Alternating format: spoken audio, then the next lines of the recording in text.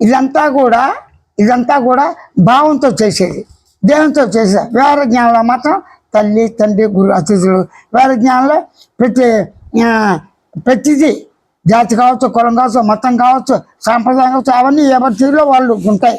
ఎవరిని విమర్శించకుండా భక్తి కర్మ యజ్ఞానాలు కావచ్చు, ప్రభుత్వవాదం కావచ్చు, మానవతా ధార్మికం కావచ్చు, ఆధ్యాత్మిక అన్నీ ఒకటే అన్న దృష్టితో సమతత్వంతో పరస్పరం కలిసి మెలిసి ఉంటూ సుఖదుఖాలు పంచుకుంటూ దేహపర్యంతం ఉన్నంత వరకు సత్కర్మార్థం చేస్తూ ఉండాలి. అయితే ఇక్కడ నేనేం చెప్తాను, ఎరుక లేకుండా ఏది లేదు, స్పృహ లేకుండా లేదు.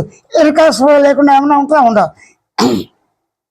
ఎరుకతో గుర్తించి గమనించే సర్వం ఎరుకే, జ్ఞానంతో తెలుసుకుంటే సర్వం జ్ఞానమే, స్మృతితో గుర్తించంతా స్మృతే అని స్వయానుభవంతో ఉనికి సత్తుచిత ఆనంద పరిపూర్ణ మౌనంగా అట్లే ఉంటుటాను.